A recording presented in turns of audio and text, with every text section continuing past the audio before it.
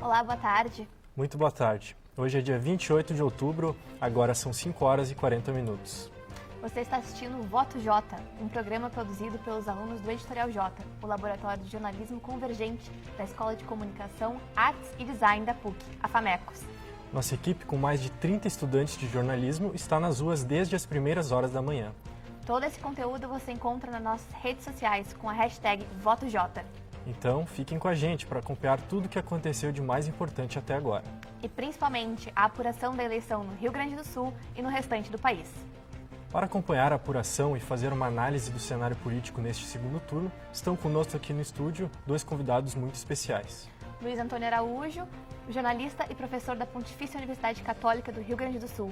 Atualmente colabora com a BBC Brasil e a Intercept Brasil. E Gustavo Inácio, professor e coordenador do curso de Economia da PUC do Rio Grande do Sul. Bom, nós começamos trazendo a apuração dos votos para governador no Rio Grande do Sul. Já temos 39,30% das urnas apuradas e Eduardo Leite ganha com uma vantagem apertada, 51,14% dos votos para o candidato do PSDB contra 48,86% para José Ivo Sartori, do MDB. Eu começo perguntando para os professores, primeiramente, boa tarde. De alguma maneira surpreende esse resultado? A gente teve o Eduardo Leite com uma vantagem relativamente grande nas pesquisas, né? Boa tarde. De fato surpreende, mais uma vez acontecendo aquilo que já aconteceu no primeiro turno, o eleitor mostrando uma certa volatilidade em supondo as pesquisas corretas, e a gente tem uma votação bastante apertada com padrões, né, que são diferentes entre interior e capital. Eu acho que isso vai ficar bastante evidente ao longo da apuração. No início da apuração, o José Ivo Sartori, candidato à reeleição, na frente, e agora o Eduardo Leite ultrapassando. Professor Araújo. A se confirmar esse resultado de 51,14, que ainda é um pouco cedo para a gente saber se esse percentual vai se manter até o final, mas já considerando o resultado da boca de urna, que indicou Eduardo Leite com 52%, a gente tem realmente uma diferença grande em relação à pesquisa da véspera de sábado, que indicava o ex-prefeito de Pelotas com 57%. Então aqui a gente já tem um pouco de debate e de questionamento em relação ao resultado da pesquisa, que pode indicar a questão da volatilidade do eleitor, mas também, talvez, quem sabe, um questionamento em relação à própria pesquisa. Vale destacar que nessa pesquisa de boca de urna do Ibope, com vantagem de 52% para o Eduardo Leite contra 48% do Sartori, eles estão dentro do empate na margem de erro, né, que é de 3%. Durante a manhã, o Editorial J acompanhou os candidatos Eduardo Leite e José Ivo Sartori em Porto Alegre. Os candidatos ao governo do estado passaram a manhã concedendo entrevistas a veículos de imprensa na capital. José Ivo Sartori, do MDB, iniciou conversando com as rádios Guaíba e Bandeirantes, onde também falou com o Editorial J. Acho que tem um primeiro, que foi a renegociação da dívida com o governo federal, que nos reduziu os juros da parcela da dívida com a União de 6% para 4%, o alongamento da dívida em 20 anos, que vai trazer no estoque da dívida uma poupança de uma diminuição de 22 bilhões de reais.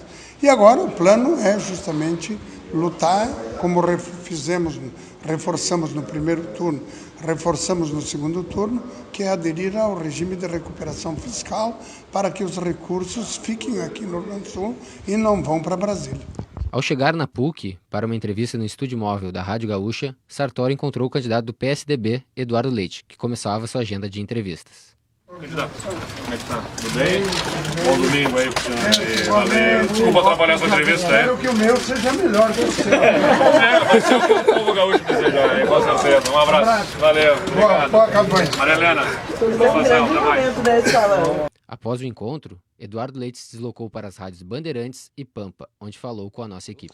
Olha, nosso grande projeto é fazer o Estado crescer e se desenvolver. É o que nos diferencia especialmente do projeto do atual governador, que olha apenas para o caixa do governo, num esforço arrecadatório que impõe um peso nos ombros de quem empreende no nosso Estado e que está sufocando o empreendedorismo e a geração de riqueza no Estado. Eu entendo que esse a grande agenda do Estado é retomada de desenvolvimento, atacar a burocracia, reduzir a carga tributária e viabilizar investimentos em infraestrutura que façam o Rio Grande do Sul se tornar novamente um Estado acolhedor ao investidor e não um Estado hostil a quem empreende, como ele se tornou na história recente. Após cumprir a agenda na manhã deste domingo aqui na capital, os candidatos partiram para o interior do estado, onde votaram pela parte da tarde. José Ives Sartori foi para Caxias do Sul e, após a votação, retorna para a capital para acompanhar a apuração. Já Eduardo Leite foi para Pelotas, onde votará e acompanhará a apuração dos votos. Somente depois do resultado, o candidato retorna para Porto Alegre. Para o Editorial J, Bruno Chaves. Bom, professores, aqui no Rio Grande do Sul a gente tem essa questão bem interessante, né, de não ter reeleição nunca na história do Rio Grande do Sul. Vocês têm algum argumento para tentar justificar isso?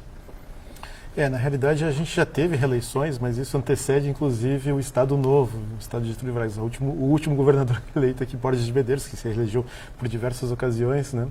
Mas desde pelo menos 1930 nós não temos reeleição de governadores do Rio Grande do Sul. E na realidade eu acho que esse é um fenômeno, né, de um Estado, primeiro, que é um Estado bastante crítico quanto aos seus governantes, etc. E também eu acho que mencionar que desde 1970, pelo menos, nós vivemos uma grande crise econômica no Rio Grande do Sul. O Rio Grande do Sul perde protagonismo na economia nacional, o Rio Grande do Sul tem dificuldades fiscais acentuadas e eu acho que isso acaba prejudicando bastante, né, secas recorrentes, acaba prejudicando bastante a forma de gestão do governador do Rio Grande do Sul. Provavelmente o Rio Grande do Sul tenha experimentado os maus efeitos da reeleição mais do que qualquer outro estado brasileiro, pelo fato de ter vivido ao longo de 40 anos uma ditadura de partido único praticamente, em que a oposição tinha quase que somente uma presença parlamentar, alguma voz para discutir o orçamento, pouco mais que isso. Então talvez esse seja o reflexo antigo ainda e recorrente de essa experiência traumática, mas aparentemente essa situação está se mantendo agora e é preciso aguardar para ver. Nicolas, se me permite também, claro, se confirmar a eleição de Eduardo Leite para governador do Rio Grande do Sul, provavelmente nós não teremos reeleição novamente em 2022, visto que o Eduardo Leite é um crítico do processo de reeleição, inclusive não se candidatando à reeleição por Pelotas. Verdade. A gente tem repórteres no comitê do Eduardo Leite com mais informações sobre a movimentação do candidato.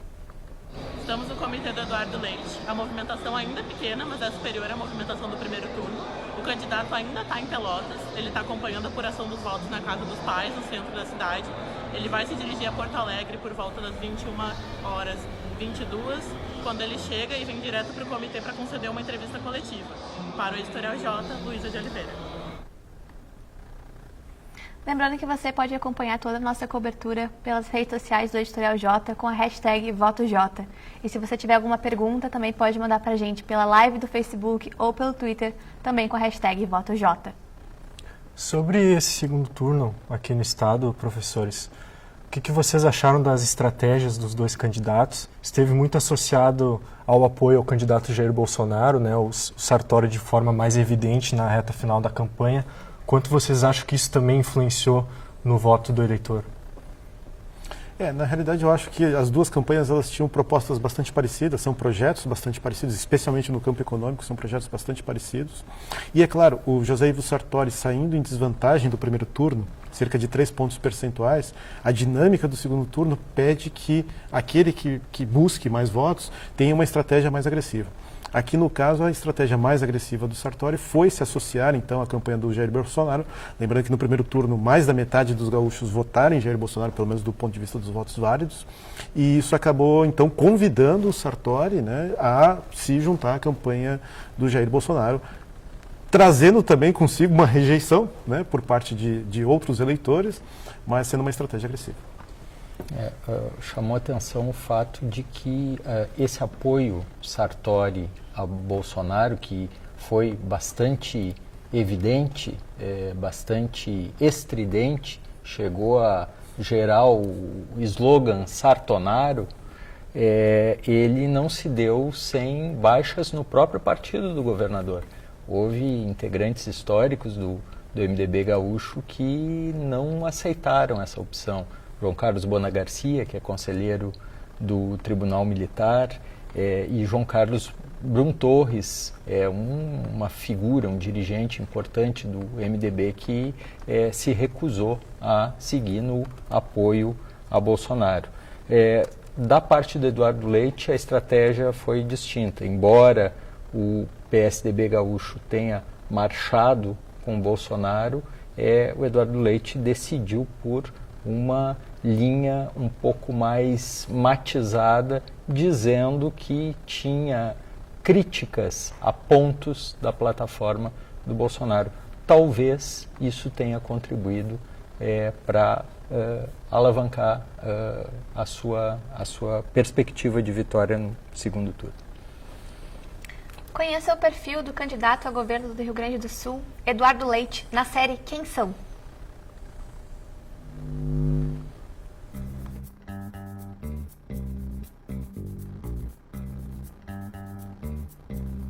Eduardo Leite, natural de Pelotas, é candidato ao governo gaúcho pelo Partido da Social Democracia Brasileira, o PSDB. É formado em Direito pela Universidade Federal de Pelotas e fez mestrado em Políticas Públicas pela Fundação Getúlio Vargas.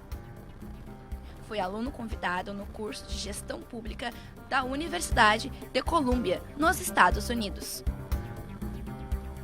Começou a carreira política aos 16 anos. Foi vereador e presidente da Câmara de Pelotas. Em 2013, assumiu a prefeitura e seguiu no cargo até 2016. Segundo o candidato, o resumo da sua principal proposta é: foco em crescimento, saúde, segurança e educação. Reduzir burocracia e impostos.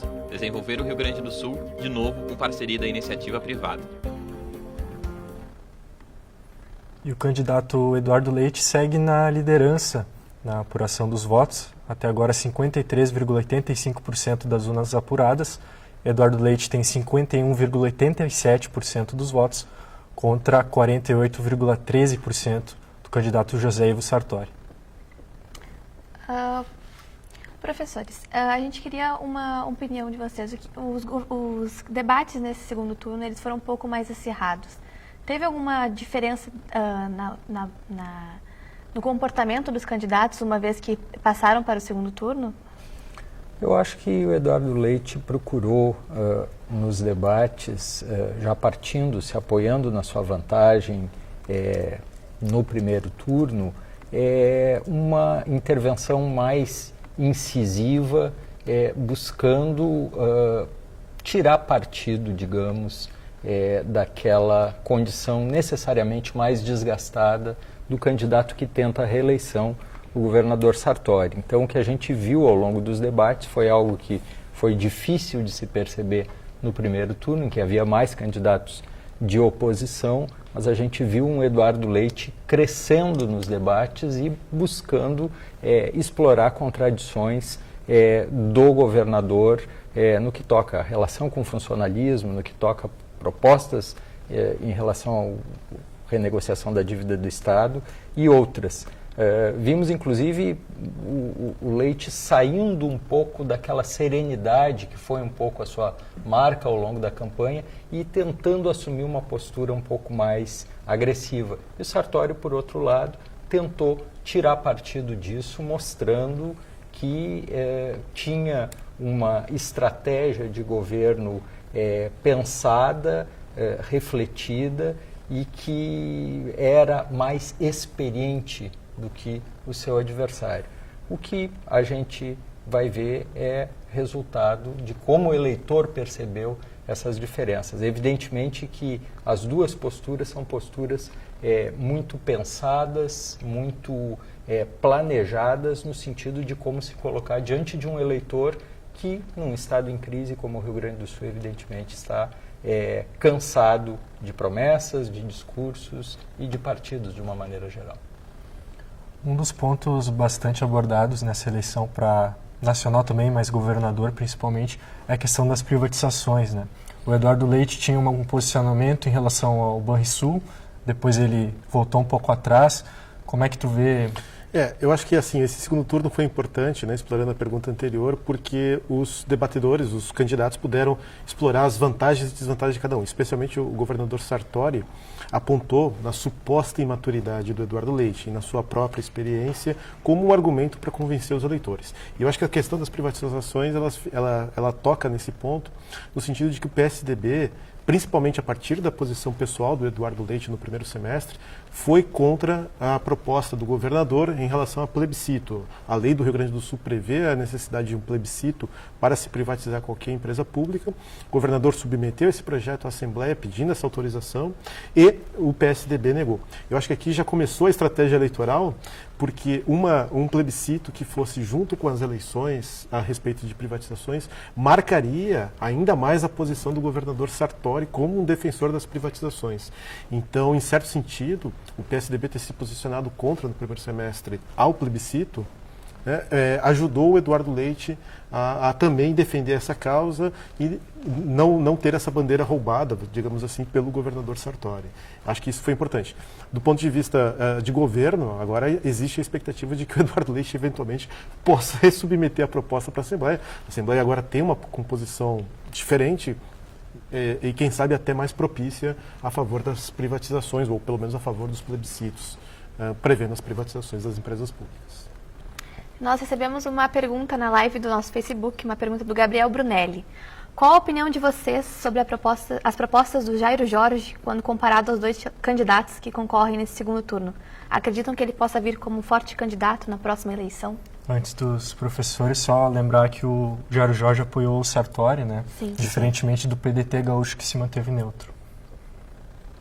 O ex-prefeito Jairo Jorge tentou, ao longo do primeiro turno, como parte do seu partido PDT, construir uma espécie de terceira via, algo que é muito tentado no Rio Grande do Sul, principalmente levando em conta a histórica polarização entre um campo, digamos, petista, alinhado aos governos Lula, Dilma, etc., e um campo antipetista. Esse é um padrão que se repete na política do Rio Grande do Sul desde os anos 90. E o Jairo Jorge tentou ser, ele que vem do PT, que é um ex-militante histórico do PT, como candidato do PDT, tentou se apresentar como uma terceira via.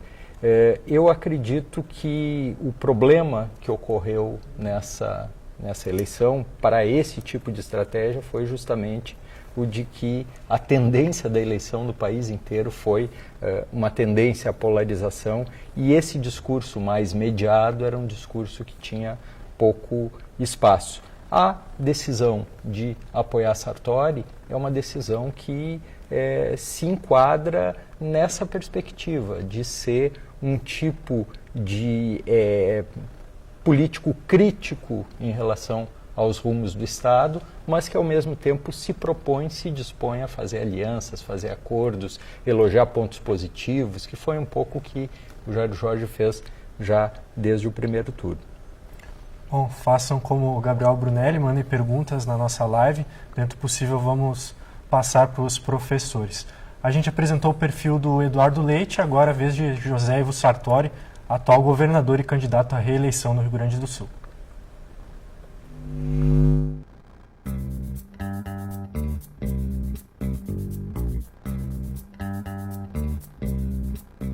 José Ivo Sartori é candidato a governador do Rio Grande do Sul pelo Partido Movimento Democrático Brasileiro, o MDB.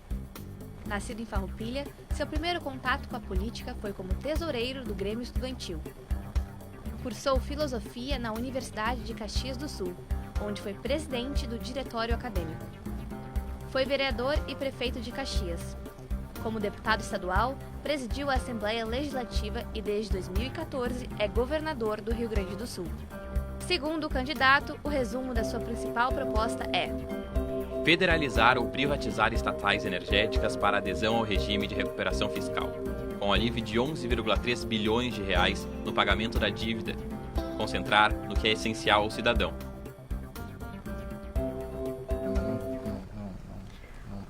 Bom, voltando agora, nós estamos já com 60,1% das urnas apuradas aqui no Rio Grande do Sul e Eduardo Leite está com 52,27% e José Ivo Sartori com 47,73%. Isso mostra um pouco talvez das pesquisas, como vocês avaliam as pesquisas do Datafolha, do Ibope que tiveram em relação ao, por exemplo, boca de urna, ao que nós estamos vendo agora? Eu acho que as pesquisas são os grandes questionados dessa eleição, né, mais do que até os candidatos, e fica uma sensação de tentar melhorar esses padrões de pesquisa. O Ibope, especialmente no ano de 2014, aqui no Rio Grande do Sul, cometeu erros, inclusive na boca de urna, do primeiro turno especialmente, e agora aparentemente aperfeiçoou os métodos, os números não são tão distantes do que vem se verificando aqui na apuração. Mas, de qualquer forma, especialmente o Ibope vai ficar marcado pelo erro no Senado, aqui no primeiro turno do Rio Grande do Sul, também em 2018. Então, o que a gente tem, na realidade, é não só a chance de aperfeiçoar, mas aí acho que, quem sabe, fica a dica para os estudantes, tem um grande mercado para se aperfeiçoar e se vender pesquisas, vender no bom sentido da palavra, explorar pesquisas dentro do contexto do Rio Grande do Sul, porque parece que por alguma razão de cadastro eleitoral ou por alguma razão técnica, as pesquisas não vêm tendo sucesso em pegar as tendências do Rio Grande do Sul. A gente poderia falar numa influência das redes sociais, das novas tecnologias, de uma maneira geral, no sentido de provocar mudanças de última hora na preferência do eleitorado, na tua opinião? Acho que sim. O eleitor, como a gente já aqui expressou, ele tem se tornado mais volátil e também tem uma dificuldade, porque quando nós temos uma eleição, por exemplo, para deputado ou para senadores, que são muitos candidatos, a volatilidade fica ainda maior. Na conversa com o vizinho até o posto de votação, ou na conversa com o parente, na véspera de se dirigir ao posto de votação, as coisas podem mudar. Eu acho que nas candidaturas majoritárias a gente vê menor chance de volatilidade, mas sim, não só o fato de termos muitos candidatos para a maior parte, principalmente para os cargos legislativos, para a maior parte dos cargos, mas também o fato de termos a rede social e qualquer... o eleitor está sujeito a qualquer influência de última hora podendo modificar o seu voto. Eu acho que não só a rede social pode ser uma influência grande nisso, mas também a própria confusão, o bombardeamento de notícias via WhatsApp, o bombardeamento de notícias via Messenger, outros instrumentos de comunicação têm deixado o eleitor um pouco mais volátil para exercer seu direito de voto. Bom, o nosso repórter Roger Silva está lá no comitê do Sartori e traz mais detalhes sobre a situação por lá. Tranquilidade do lado de fora da casa do vice-governador José Paulo Cairoli, onde ele e o governador José Ivo Sartori, candidatos à reeleição, esperam e acompanham a apuração das urnas, acompanhados de suas famílias e alguns membros do governo. Agora são 6 horas da tarde, a coletiva está marcada para 7 da noite no Hotel Intercity, aeroporto. E aqui na frente apenas alguns seguranças, alguns repórteres fazendo a cobertura do evento. Seguimos por aqui, qualquer atualização, mandamos outro vídeo. Só uma retificação, como vocês viram, Roger está na frente da casa do candidato a vice-governador, o Cairoli. A repórter Hariane traz mais informações sobre o governo dos outros estados do Brasil. Já temos um governador eleito com 99,32% das urnas apuradas no Distrito Federal. O candidato do MDB, Ibanez Rocha, foi eleito com 69,91% dos votos, contra 30,19% do candidato do PSB, Rodrigo Hollenberg. Camila Nicolas. Bom, professores, essa eleição no Distrito Federal, uma diferença bastante extensa, de alguma maneira surpreende vocês? Não, de modo algum. Essa eleição do Distrito Federal era uma eleição que já no primeiro turno, por questão de poucos percentuais de votos, já não foi fechada no primeiro turno. E ainda para melhorar a situação para o Ibanez, ele teve como classificado para o segundo turno o atual governador. Então o desgaste do atual governador se fez presente agora no segundo turno, fazendo esse percentual de quase 70% dos votos aí, uma tendência natural da votação no Distrito Federal. Confirma-se, ao mesmo tempo, no Distrito Federal, a força do MDB, um partido que foi bastante castigado pelos eleitores nas urnas de uma maneira geral, associado ao governo do presidente Michel Temer, a candidatura do ex-ministro Henrique Meirelles e que, surpreendentemente, no Distrito Federal mantém, desde o governador Joaquim Roriz, que inclusive faleceu este ano, mantém um peso, uma força. O Ibanez vem dessa vertente e pode se tornar, certamente vai se tornar, no novo MDB, agora um partido com uma força, inclusive no legislativo, muito menor do que costumava ter, vai se tornar uma voz certamente bastante influente. Recebemos uma pergunta no nossa live do Facebook. Façam mais perguntas para a gente, pessoal, que nós vamos pedir aqui para os professores. A pergunta é do João Lucas Goulart, que perguntou: vocês acreditam que a partir dessa eleição as extremidades da polarização política continuarão crescendo no cenário ou seria um terreno bom para os partidos mais moderados crescerem? Eu acho que isso vai depender muito da forma como vai ser conduzido o novo governo. A gente ainda vai ter apuração relativa ao presidente, vamos confirmar as tendências ou confirmar a tendência do primeiro turno, mas isso vai depender muito da forma como o novo governo vai conduzir. Nós temos aqui duas candidaturas, Fernando Haddad e Jair Bolsonaro, que são candidaturas, em suas raízes, candidaturas populistas, candidaturas que dependem de um bom governo para manterem a sua base coesa, base unida, e na eventualidade, e nós temos aí a perspectiva de um governo muito difícil do ponto de vista econômico, principalmente, do ponto de vista de segurança pública, principalmente, então esses temas vão acabar sendo sensíveis a esse novo governo, e esse novo governo não dando as respostas, eu temo, inclusive, que esse novo governo possa partir para extremos em termos de discurso, tentando ainda manter a base popular coesa, o que seria um agravante no sentido de potencializar esses extremos que a gente já assiste desde 2014, pelo menos. Eu tenho lido bastante a avaliação que o professor Gustavo certamente conhece bem, de que no Brasil as coisas as grandes diferenças, elas tendem a ser dissolvidas em processos nacionais de conciliação, de acordo de cúpula, o chamado acordo das elites, algo que corresponderia a uma tradição que viria desde a independência proclamada pelo príncipe regente da coroa portuguesa e assim por diante. O que chama atenção nesse processo eleitoral deste ano é que a virulência da campanha, inclusive com incidência de crimes, que não é algo que seja estranho à vida política brasileira, mas que nesse caso atingiu um candidato a presidente, que foi esfaqueado no centro de uma grande cidade da região sudeste, a região mais desenvolvida do país. Esse processo marcou a eleição e muita gente se pergunta, essa polarização vai se manter? Eu vejo também esse peso que vai ter necessariamente a condução que os dois participantes do segundo turno, um como governo e outro como oposição, vão dar a partir de amanhã, segunda-feira.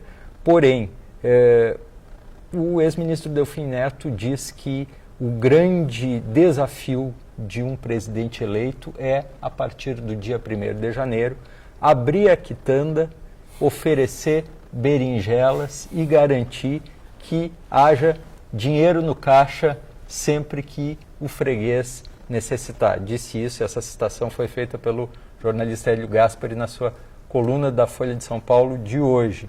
Eu acho que ver Jair Bolsonaro nesse papel de um político normal, de um político sereno, dedicado a administrar a quitanda, vai ser um espetáculo, sem dúvida, muito interessante a partir de 1º de janeiro.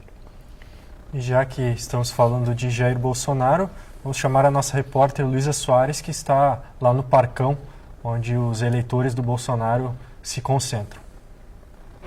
Acontece agora no Parcão ato pró-Bolsonaro organizado pelo MBL e pela Banda Louca.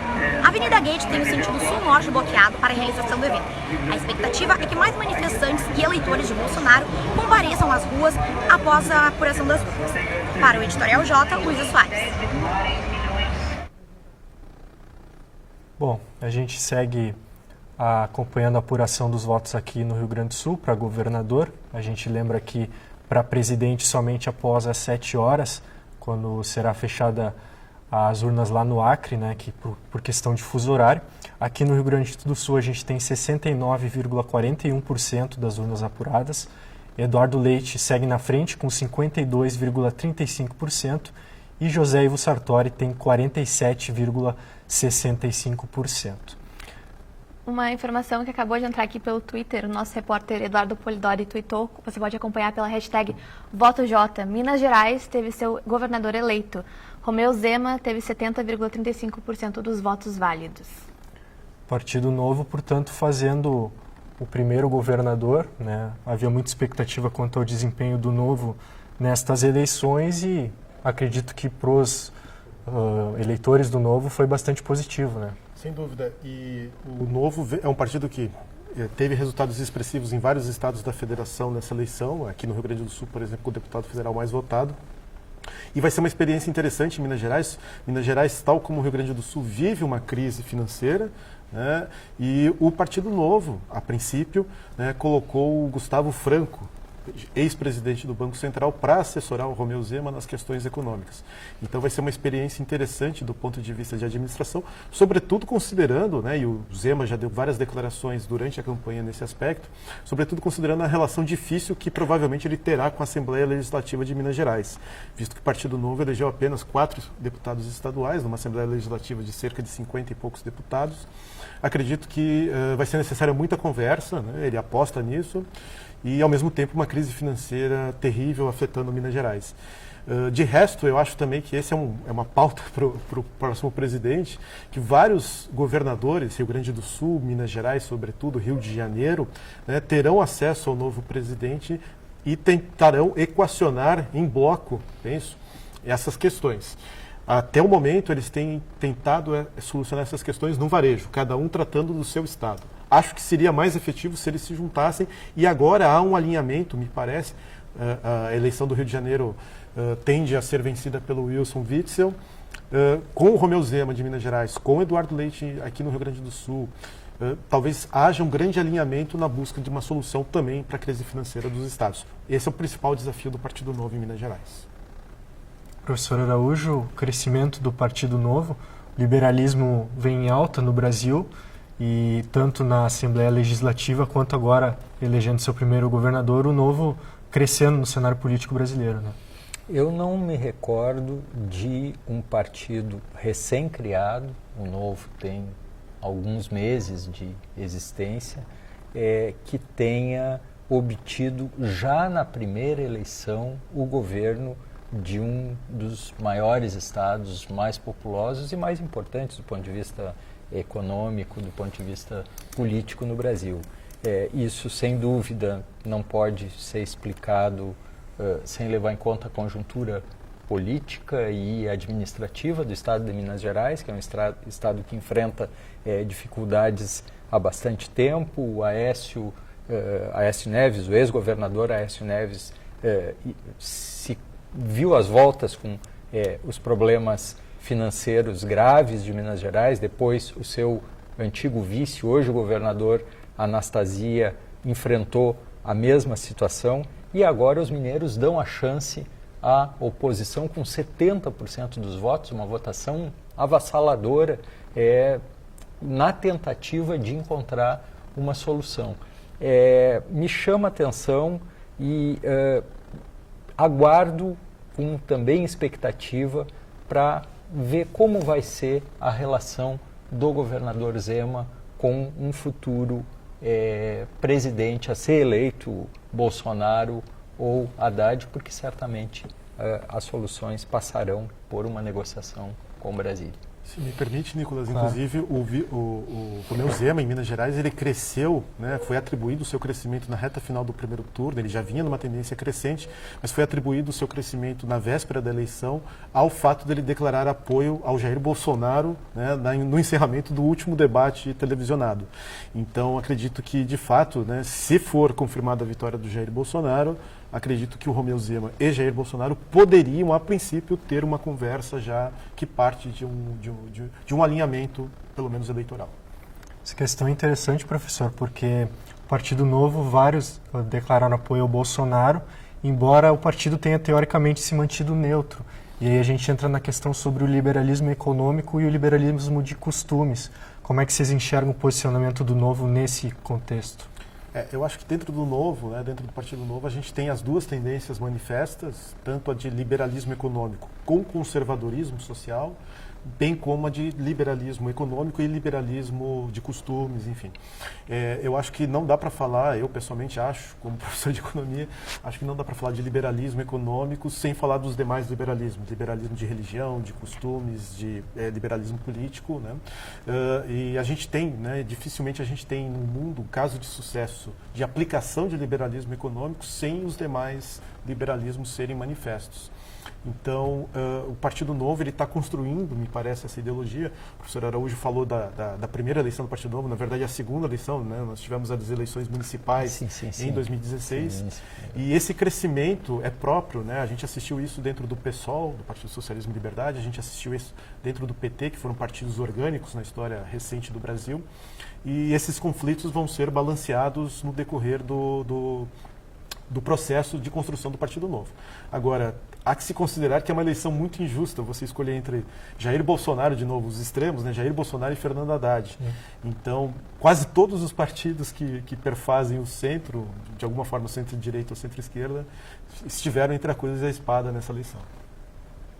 Bom, a gente segue acompanhando a apuração dos votos para governador aqui no estado do Rio Grande do Sul. Agora 80,18% das urnas apuradas. Eduardo Leite segue na liderança com 52,74% dos votos, seguido por José Ivo Sartori com 47,26%. E um dos desafios para o novo governador do estado vai ser a educação.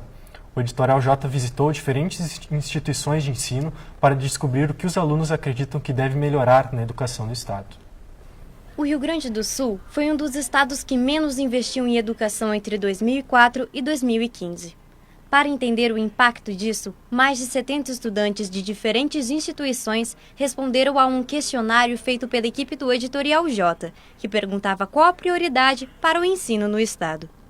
Acho que podia melhorar em várias escolas públicas a infraestrutura e a qualidade de ensino em algumas áreas. Incentivar mais os alunos a virem à escola, parar de trabalhar, porque, né, é uma coisa muito importante os estudos. E a gente valoriza muito isso para a gente poder crescer e ter um bom desempenho e uma vida boa. Eu acho que o financiamento melhor na educação, principalmente para os salários dos professores, é uma coisa muito importante, mas eu acho que principalmente o currículo escolar e a forma de educação. Na pesquisa, alunos de escolas públicas e privadas puderam marcar o que para eles era prioritário para se melhorar na educação.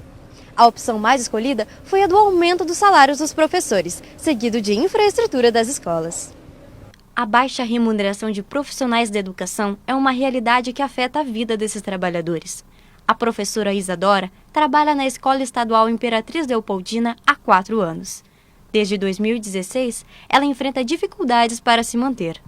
Até o final desse último semestre eu conseguia me manter, principalmente porque eu tinha uma bolsa de mestrado, né?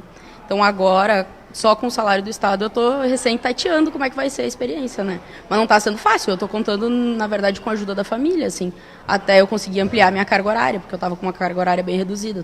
Profissionais da educação recebem salários atrasados e em parcelas há quase 3 anos. Isso faz com que muitos professores cheguem a repensar a profissão. Tem gente tentando fazer outros tipos de trabalho, tem gente pensando em desistir do estado, desistir da carreira, né? Apesar da gente ter uma formação, assim, eu, por exemplo, estudei já há 9 anos, né? tudo voltado ao ensino de história, assim. E mesmo assim a gente não consegue obter o retorno, sei lá, o mínimo para a sobrevivência com um pouco de conforto, né? Eu pensei já algumas vezes em mudar de profissão, né? Em começar algum outro curso, em alguma outra área e mudar de área, porque eu acredito que o trabalho do magistério é um trabalho muito exaustivo, né? E a gente trabalhar nisso e ainda em outra coisa é desumano, né? Então eu acredito que se fosse para buscar outra fonte de renda, eu mudaria de área de trabalho mesmo. Os candidatos a governador do estado trazem propostas de como resolver o problema salarial dos educadores e de outros fatores da educação do Rio Grande do Sul. Eduardo Leite, ex-prefeito de Pelotas, coloca como prioridade a valorização dos professores e melhoria da infraestrutura das escolas. Promete colocar os salários dos docentes em dia e incentivar a formação de novos profissionais de ensino público. José Ivo Sartori, que concorre à reeleição do governo, propõe conter a violência no ambiente escolar. Também promete melhorar a estrutura das escolas e ampliar as vagas do ensino público com a ajuda financeira de empresas. O candidato não apresentou propostas diretamente relacionadas à condição salarial dos professores. O professor de filosofia Enio Mânica luta pela valorização da educação há mais de 30 anos. Com 72 anos de idade, ele já está aposentado e é diretor do Departamento de Comunicação do Sindicato dos Professores.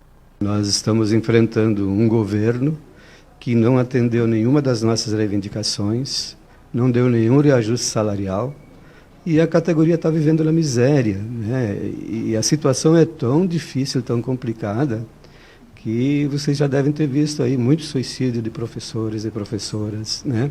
Quer dizer, quando a pessoa chega a não ter mais perspectiva de vida, é porque a situação está muito ruim, né? A gente está querendo realmente dar condições para que os professores, os funcionários possam ter uma vida, né?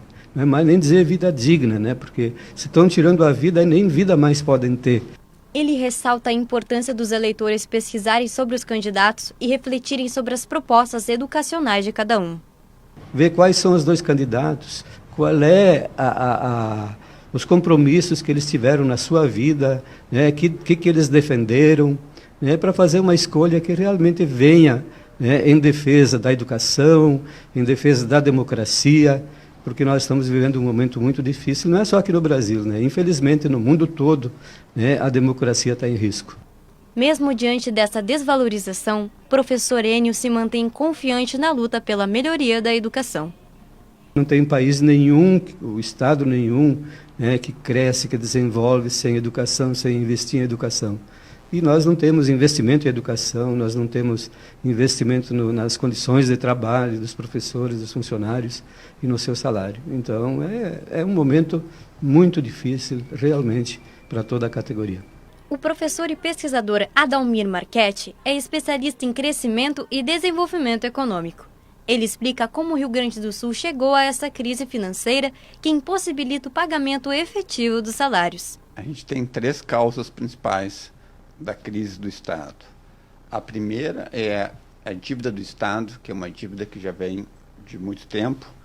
Foi feito um processo de negociação com o governo federal no final dos anos 90, e o Rio Grande do Sul paga mensalmente uma parcela da sua dívida, mas como a regra de aumento, né, da dívida é muito elevada, né, por mais que o Estado pague, o Estado não consegue reduzir essa dívida.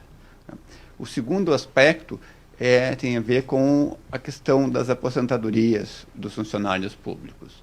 O Rio Grande do Sul tem uma longa tradição de oferta de serviços públicos que já vem desde o final da Segunda Guerra Mundial, dos anos 50. Então, digamos, o Rio Grande do Sul já tem uma oferta de serviços públicos que já vem de bastante tempo. Bom, os funcionários públicos se aposentam, né, e recebem, né, essas aposentadorias. O que aconteceu no passado, né, é que o Estado não se programou para fazer esse pagamento das aposentadorias, né? Então esse é um outro fator que afeta os recursos públicos, né? E um terceiro fator também importante é a crise que nós estamos vivendo, né? Quando a economia entra em crise, o Estado arrecada menos, né? O Estado arrecadando menos tem menos recursos para fazer os pagamentos. Então a gente tem essa combinação desses 3 fatores que chegamos a essa situação. Os candidatos ao governo gaúcho, Sartori e Leite, propõem a privatização e estatização de empresas públicas como medida para arrecadar mais dinheiro e, assim, pagar os funcionários do Estado. Mas o economista Adalmir não tem uma visão tão positiva sobre essa proposta. Eu não acredito nesse processo de privatização, né? Até porque os recursos da privatização não vão ser utilizados na educação, né? Eles vão ser utilizados para fazer outro tipo de coisa. No entanto, é possível reverter as dificuldades econômicas e colocar o pagamento dos professores em dia de outras maneiras. Tem como resolver, não é uma solução imediata, mas é possível resolver. Nós temos que combinar 2 questões importantes. Nós temos que combinar uma retomada do crescimento econômico, né? A economia gaúcha tem que voltar a crescer mais. Para isso também é necessário que a economia brasileira cresça mais. E para isso é necessário que a gente tenha políticas voltadas ao crescimento econômico, né? E não tanto voltadas a atender o que o mercado financeiro exige, de certo modo. Acho que para a gente melhorar o sistema educacional brasileiro, a gente precisava ter políticas públicas voltadas a essa questão da educação, né? Seja um compromisso que envolvesse desde o governo federal, governo estadual e governo municipal, né, e investimentos elevados para melhorar a educação. Bom, atualizando para o governo do estado aqui no Rio Grande do Sul, 83,88% das urnas apuradas. Eduardo Leite segue na frente com 52,88% dos votos, seguido de José Sartori com 47,12% dos votos. Professores, sobre a questão da governabilidade aqui no Rio Grande do Sul, é claro que o Eduardo Leite e o José Sartori têm ideologias parecidas e estima-se que 20 cadeiras do Legislativo aqui sejam favoráveis ao Sartori e 19 do Leite. Vocês acreditam que terá alguma diferença entre os dois, com um número bem próximo de cadeiras no Legislativo? Pessoalmente acredito que não. Primeiro, pela coincidência aí de grande parte das propostas, de grande parte da agenda, especialmente na gestão da crise fiscal do Rio Grande do Sul. Eu acredito, entretanto, que isso aí vai ser questão a questão. Nós tivemos um crescimento aí da bancada do PSL, por exemplo. O PSL vai com 5 deputados estaduais para a próxima legislatura, uma surpresa. Nós tivemos o crescimento, em compensação também, da bancada do PP, né? E, em compensação, nós tivemos o declínio das bancadas do PT, do PDT, né? E outros partidos mais à centro-esquerda. Então, acho que o Eduardo Leite, dependendo da agenda que ele colocar para a Assembleia, encontra um terreno fértil para aprovação das suas propostas. As grandes polêmicas, acredito, já foram lançadas pelo governador Sartori, ele pode estar pagando esse preço hoje nas urnas, né? E, de certa maneira, o que resta ao Eduardo Leite aqui é uma gestão mais dialogada. Ele tem, pelo menos, se colocado à disposição nesse sentido, especialmente nas questões do atraso de salários e na gestão do caixa do Estado. Eu acho que as medidas que proporcionarem, né, uma melhor gestão do caixa do Estado terão certa facilidade de serem aprovadas na Assembleia. Mas, de novo, vai ser questão a questão, vai ser proposta a proposta, esse tipo de negociação.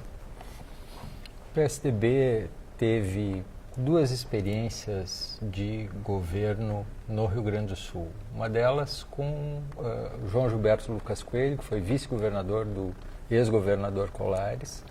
Foi uma experiência muito breve, de um pequeno período. E a segunda da ex-governadora Ieda Cruzius, de 2006 a 2010.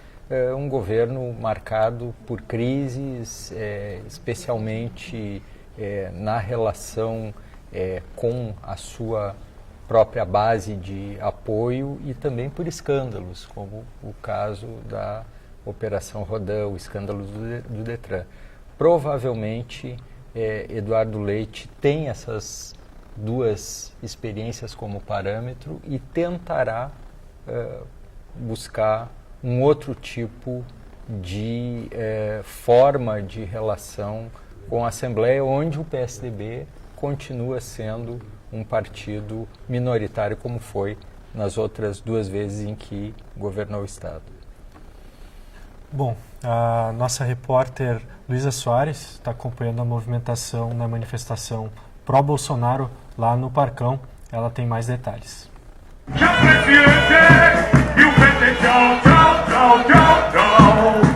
é partida, é uma quadrilha, e o PT tchau, tchau, e o Bolsonaro, tchau, presidente, e o PT tchau, tchau.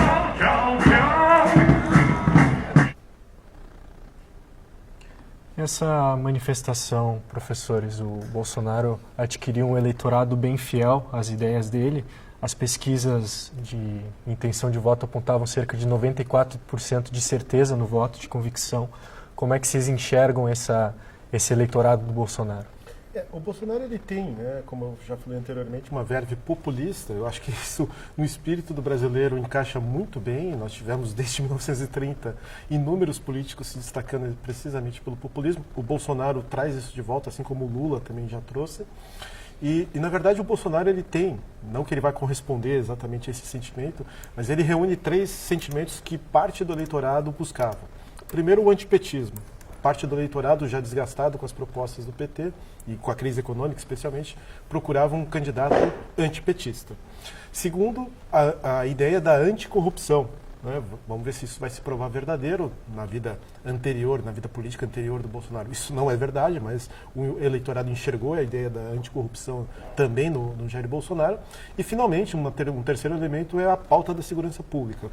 A ideia de bater em bandido, de dar duro nos bandidos. Eu acho que essas 3, o antipetismo, o anticorrupção e a pauta dura de segurança pública, encaixou no desejo do eleitorado. De novo, é um sujeito carismático, é um sujeito que, como você colocou, Nicolas, tem agora um eleitorado fiel, mas precisa corresponder no governo, e aí vem o verdadeiro teste do pudim para o Bolsonaro. Se não corresponder, eu temo que, diferentemente de outros populistas anteriores que nós tivemos no Brasil, ele possa recorrer a medidas extremas, né, nessa relação, visto que a ideia do mito, agora, uma vez sentado na cadeira, está em xeque. Eu acrescentaria as características do Bolsonaro citadas pelo professor Gustavo, uma quarta que seria essa aura de um candidato antissistema. Há uma percepção da parte do eleitorado de que o Bolsonaro não se enquadra nos padrões normais da política brasileira, conforme foram estabelecidos nos últimos 25, 30 anos. Ele seria alguém de fora do esquema, de uma maneira um pouco parecida, embora essas analogias sempre tenham limites, com a do presidente dos Estados Unidos, Donald Trump, entendido como alguém de fora do mundo da política. No caso do Bolsonaro, me parece que é bastante perigoso pensar dessa forma, perigoso no sentido de que abre um risco de decepção muito grande, porque apesar da aura, a verdade é que Bolsonaro é um político profissional há pelo menos 30 anos. Começou como vereador no Rio de Janeiro e há 28 anos é um parlamentar que conhece profundamente os meandros do Congresso Nacional e da estrutura partidária. Ele já passou por vários partidos, tem relação com as direções de vários partidos, embora tenha pertencido ao baixo clero. Me parece que o grande desafio em termos de imagem desse novo governo vai ser, ao mesmo tempo, administrar a quitanda e manter essa ideia, essa simbologia de alguém que veio para mudar tudo porque não tem compromisso com o sistema como ele funciona na sua, digamos, normalidade. E a questão da governabilidade do Jair Bolsonaro em caso de vitória? É claro que o PT se mantém com o partido com o maior número de cadeiras, são 56 no Legislativo, mas, por outro lado, o PSL obteve 52 e a visão que se tem é de uma bancada bastante conservadora. Isso certamente facilita o governo do Bolsonaro. Certamente facilita. Ele vai ter que ter ao seu lado, provavelmente, alguém que dialogue com esse Congresso, né? Porque o perfil do Congresso ajuda demais as ideias e a gestão hipotética Bolsonaro. não só o PP, antigo partido, como o Araújo citava anteriormente, mas o PR, né, todos os partidos conservadores e que tiveram um certo receio de apoiar o Bolsonaro formalmente no primeiro turno, mas que grande parte dos seus membros estavam fazendo campanha para o Bolsonaro, rifando inclusive o candidato oficial desses partidos, que era o Geraldo Alckmin. Se então, me permite, professor, o caso do Rio Grande do Sul é típico. O Bolsonaro praticamente rachou o Partido Progressista. Exato. Que tinha vice-candidata a presidente, a Ana Amélia Lemos, e, no entanto, não foi suficiente para dar o apoio ao Geraldo Alckmin. Eu acho que o Jair Bolsonaro encontra um terreno fértil para aprovação de suas propostas ou aprovação de suas matérias no PP, no Democratas. Inclusive o ministro anunciado à Casa Civil, o Onyx Lorenzoni, esse diálogo com a Câmara dos Deputados, o PR e até o próprio MDB. Na medida em que a transição entre o governo Temer e o hipotético governo Bolsonaro seja uma transição favorável, até mesmo os 30 e poucos parlamentares que o MDB elegeu podem aderir tranquilamente ao Jair Bolsonaro. Também tem um outro aspecto, que vários partidos não atingiram a cláusula de barreira. Isso significa que, se mantida a legislação, em 2020 esses partidos não terão direito ao fundo partidário e ao acesso ao horário eleitoral. Vários congressistas eleitos por esses partidos, tipicamente partidos conservadores de pequena escala, podem então migrar para esses partidos já citados. De novo, o Partido da República, o Partido Social Cristão, que está elegendo o governador do Rio de Janeiro, o Democratas, o Partido Progressista, o Partido da República, o PR, todos os partidos que vão formar, vamos colocar assim, junto com o PSL, um core de apoio ao governo Bolsonaro, certamente. Buscando tirar as principais dúvidas dos eleitores quanto às urnas, o Editorial J foi até o Tribunal Regional Eleitoral para entender como elas são fabricadas, fiscalizadas e apuradas. Urnas eletrônicas são a melhor forma de computar os votos? E como elas funcionam? Tu confia na urna eletrônica? Não. Confio. Confio. Não. Olha, 100% não. Sim, confio. Mais ou menos. Sim. Sim? Quer dizer, não confio nem desconfio, na verdade. Por quê? Porque eu tenho bastante conhecimento em informática e se coisas lá de fora não tem, que tem uma estrutura voltada nisso, eles não confiam na urna eletrônica, por que a gente tem que confiar? Eu acho que é o método mais seguro, né? O que passa para nós é o método mais seguro que tem.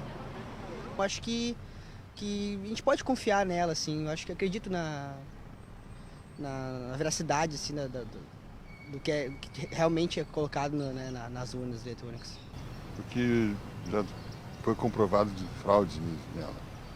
Porque eu acho, depois dessas polêmicas que teve agora nessa última eleição, eu acho que, não sei se não vão de novo fazer alguma coisa para que os votos não sejam totalmente, corretos.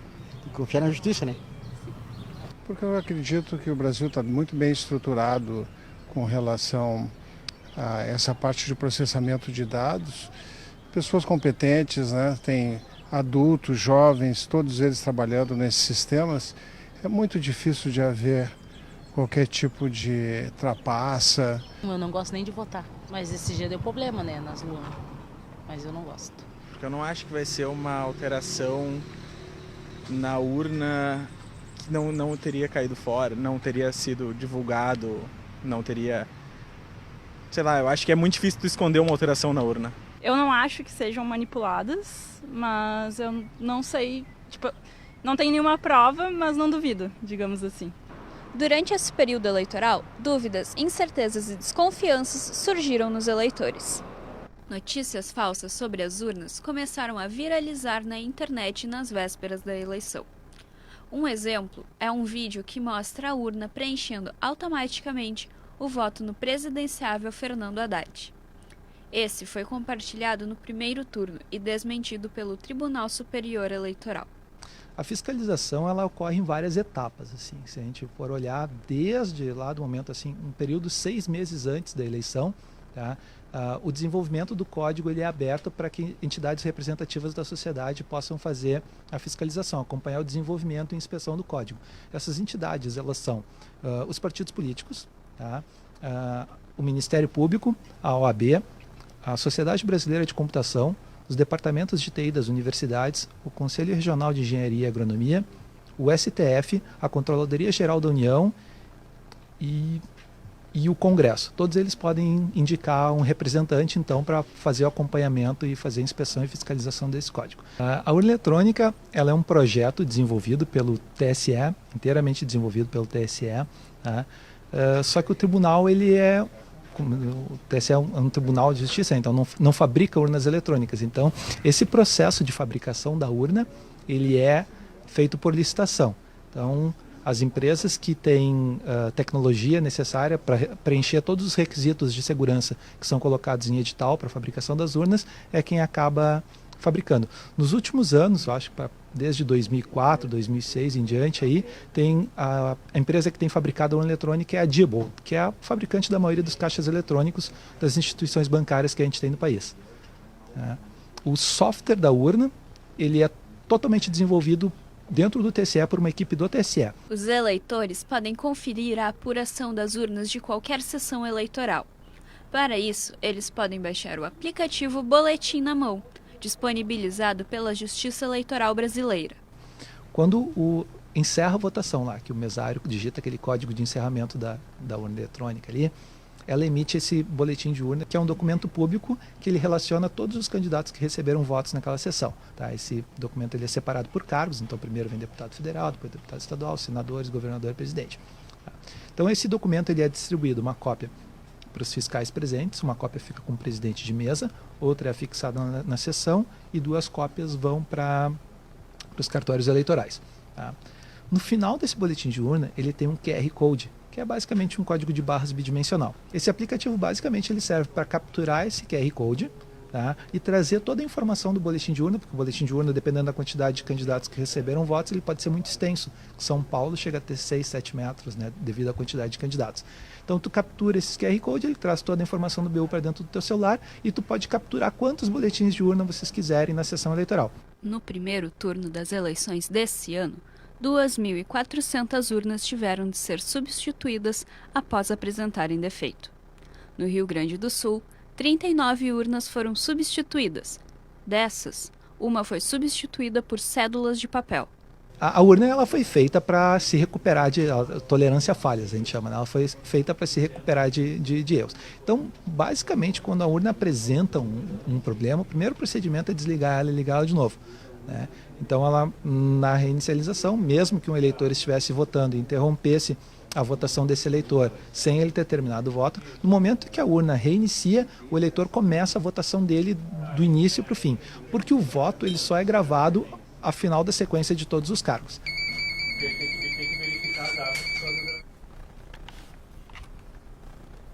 A nossa repórter Radiane traz mais detalhes sobre a apuração dos votos em outros estados além do Rio Grande do Sul. Aldez, do PDT, foi eleito com 52,33% dos votos. No Rio Grande do Norte, Fátima Bezerra, do PT, foi eleita com 57,45%.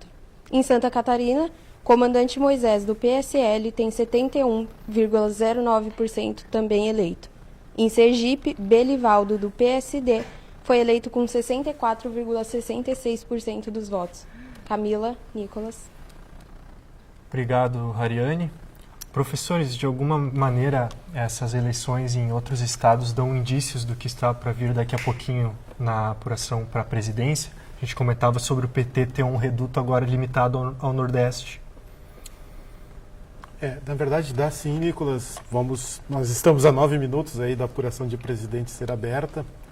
Na realidade, a gente nota que os candidatos que se alinharam ao Jair Bolsonaro nesse segundo turno, notadamente José Ivo Sartori, João Dória, Wilson Witzel, no Rio de Janeiro e em Minas Gerais o Romeu Zema, eles tiveram desempenhos superiores àqueles que as pesquisas mostravam nos últimos dias. Pode ser uma indicação de que, na verdade, o Jair Bolsonaro tenha tido um desempenho mais favorável do que indicavam as próprias pesquisas, invertendo a tendência dos últimos dias favorável ao Fernando Haddad.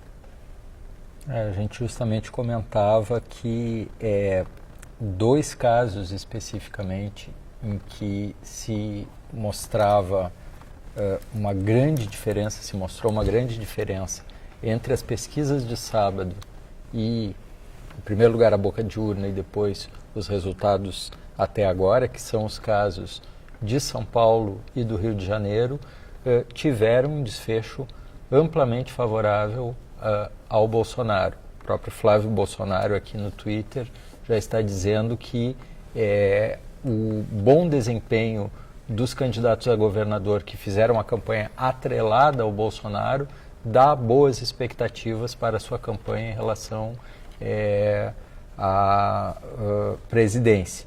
Resta saber se o que ocorreu no restante do país teria condições de compensar esse processo. A gente percebe que no caso do Nordeste, o PT elegendo 4 governadores, agora com a governadora do Rio Grande do Norte, a Fátima Bezerra, e com 5 aliados nos demais estados, o PT se torna um partido nordestino. Isso já aconteceu outras vezes na história política brasileira. Basta lembrar a antiga Arena e o PDS. Certamente, muitos petistas não gostariam de ver o seu partido comparado a essas agremiações, que foram agremiações de sustentação da ditadura militar, mas o fato é que, em termos de desempenho eleitoral, tanto a Arena como o PDS terminaram com um peso restrito à região Nordeste, que é uma região que tem uma série de características muito antiga, onde a política tradicional tem muito peso. Vamos ver o que vai acontecer. Bom, aqui no Rio Grande do Sul temos 92,36% das urnas apuradas, Camila. Sim, Eduardo Leite com 53,23% dos votos e José Sartori com 46,77%. Matematicamente, Eduardo Leite já está eleito. Algum comentário, professores? Não, de resto eu acho que aponta exatamente a tendência que a pesquisa Boca de Urna do Ibope, a gente está criticando tanto os institutos de pesquisa, né? Mas aqui os institutos de pesquisa, especialmente o Ibope, apurando a Boca de Urna do Rio Grande do Sul, mostram aí então uma condizência com os resultados, né? A apuração da pesquisa Boca de Urna do Ibope em linha com esses resultados. Nós estamos aí a 5 minutos, né, da divulgação da apuração para presidente da República e já temos 83% dos votos apurados para presidente. Então, eu acho que fatura liquidada no Rio Grande do Sul, fatura liquidada em São Paulo, Rio de Janeiro, Minas Gerais. A expectativa agora fica mesmo para o resultado presidencial, a confirmação ou não da vitória do Jair Bolsonaro e com qual margem essa vitória se deu. Pois é, e no comitê do Eduardo Leite, o candidato que está na frente nas apurações, tem uma movimentação intensa. A nossa repórter Luísa de Oliveira mostra imagens exclusivas de lá neste exato momento. O clima é de muita alegria no comitê do Eduardo Leite, já que o candidato segue na frente nas apurações dos votos e, por enquanto, é o novo governador do estado do Rio Grande do Sul. Vamos acompanhar um pouquinho da festa agora. Os amigos comemoram bastante, eles se mantêm aí na cautela, mas visivelmente emocionados.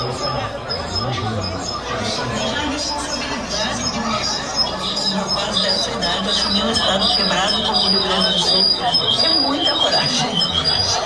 78% Bom, e o Eduardo Leite, sobre a campanha dele, o período eleitoral dele, algum comentário, professores? Eu acho que o governador Eduardo Leite começa a semana com uma responsabilidade muito grande. Ele desde pelo menos os anos 90, o primeiro governador do estado a sair da metade sul. Governador Colares, que é natural de Bagé, foi o último governador saído da metade sul, que é a região mais pobre, mais atrasada e com maiores dificuldades de superar a carga de problemas estruturais que o estado do Rio Grande do Sul tem. Essa região, especialmente, demanda do próximo governador uma série de respostas, uma série de medidas capazes de compensar esses anos de problemas, esses anos perdidos. creio que, ao mesmo tempo, sendo governador de um partido que não participou diretamente da grande polarização que marcou a política gaúcha há 2 décadas, marca a política gaúcha há 2 décadas, ele também vai precisar de capacidade de articulação, capacidade de realizar alianças, capacidade de dar respostas a problemas bastante antigos e sérios. É uma tarefa bastante complicada. Acho que o governador tem mostrado, ao longo da campanha eleitoral, disposição de encontrar soluções novas. Vamos ver se é possível fazer. E a candidata à vice-presidência pelo PT, Manuela Dávila, voltou nessa manhã em Porto Alegre. O domingo começou cedo para a candidata à vice-presidência pela chapa do Partido dos Trabalhadores, Manuela Dávila. Ela participou de um café da manhã com partidários e apoiadores. O candidato ao governo do estado, derrotado no primeiro turno, Jairo Jorge, do PDT, participou do evento. Qualquer divergência que nós tenhamos é muito menor, qualquer mágoa que nós tenhamos é muito menor do que está em jogo, que é a democracia, que é a liberdade. O candidato ao governo pelo PT também manifestou apoio a Manuela. Haddad e Manuela representam hoje o Brasil que nós queremos vitorioso. Brasil, grande projeto de nação popular. Manuela também falou com os apoiadores presentes. É extraordinário porque nós estamos lutando pela existência do trabalho valorizado, dos nossos direitos enquanto indivíduos, e isso também é algo relevante. Nós não queremos um povo com medo de andar na rua. Depois do café da manhã, uma van levou a candidata até o Colégio Santo Inês, na zona leste de Porto Alegre, onde Manuela votou e foi recebida por militantes. Cumprindo a agenda semelhante à do primeiro turno, a candidata à vice-presidência com Fernando Haddad, Manuela Dávila, votou nesta manhã aqui em Porto Alegre. Depois ela segue para um almoço de família e depois acompanha a apuração dos votos com Haddad em São Paulo. Bom, faltam poucos instantes para a divulgação dos resultados da eleição presidencial. Atualmente, 82,96% das urnas apuradas. Dentro de alguns instantes, professores, vamos conhecer o próximo presidente do Brasil. Exato. Estamos aqui na expectativa e, aproveitando a pergunta anterior sobre o desempenho do Eduardo Leite, né, eu acho que nós vamos ter nos governadores, nessa nova safra de governadores, João Dória, Eduardo Leite, Romeu Zema, Wilson Witzel, um pouco menos talvez, mas nós vamos, Ratinho Júnior no Paraná, nós vamos ter nessa safra de governadores talvez um contrapeso à presidência federal, né, ao poder federal, porque são governadores que não necessariamente estão alinhados ideologicamente ao Bolsonaro. Eles tiveram, claro, um alinhamento de oportunismo, se vamos colocar assim, né, em vista do segundo turno. Então isso acaba sendo importante no novo contexto político brasileiro. Pesquisa Boca de Urna. O Ibope acabou de lançar o Boca de Urna das eleições presidenciais. Bolsonaro tem 56% das intenções de voto e o Haddad 44%. Dentro da margem apresentada pelas pesquisas de sábado, né, comprovando uma questão histórica, né, de acerto nas pesquisas de sábado, mas o Jair Bolsonaro às vésperas de se tornar o novo presidente do Brasil. Eu acho. Só uma atualização que no Rio de Janeiro, o Wilson Witzel, do PSC, foi eleito governador. Eu creio que a gente tem exatamente o que falávamos agora há pouco tempo, quer dizer, uma confirmação de uma esticada de Bolsonaro nessas horas, nesses momentos finais, provavelmente se refletindo nessa pesquisa de boca de urna. Quer dizer, certamente os últimos momentos da campanha deram essa pequena vantagem em relação às pesquisas. O candidato Bolsonaro, na verdade, no primeiro turno ele teve 49 milhões de votos e o que fez 47% dos votos válidos. Vamos estar atentos também a quanto ele conseguiu acrescentar para esse segundo turno. Vai dar uma boa medida do tipo de popularidade que ele tem em relação aos eleitores dos demais candidatos. E a perspectiva, é claro. Números? Sim, temos já números. Bom, Jair Bolsonaro tem 55,70% dos votos válidos contra 44,30% de Fernando Haddad, então uma taxa bem próxima ao que o boca de urna já estava indicando. E são 88,44% das urnas apuradas. Professores, muito se questionou, né, claro, o fato de Bolsonaro já ter uma distância larga, nessa última semana reduziu. De alguma maneira, essa diferença pequena para Haddad interfere no governo do Bolsonaro? Eu acredito que especialmente não a diferença que ele faz para o Fernando Haddad, mas eu estou observando aqui, ele está nesse momento com 88% dos votos apurados, quase 89% dos votos apurados, com 52 milhões, 51 milhões 945 mil. Ele acrescentou apenas 2 milhões de votos em relação ao primeiro turno. Grande parte aqui, vamos esperar os números finais, mas me parece que a grande parte dos votos dos demais candidatos foram trazidos na forma de abstenções, ou votos nulos ou votos brancos. O Fernando Haddad está acrescentando 11 milhões de votos em relação àquilo que ele teve no primeiro turno, e o Jair Bolsonaro 2 milhões apenas, 3 milhões apenas.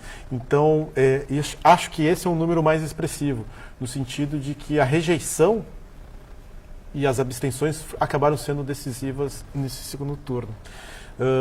De fato, está aí a legitimação do Jair Bolsonaro como presidente da República, do general Mourão como vice-presidente da República, já que o slogan da campanha era Deus acima de todos, resta esperar que Deus ore por nós.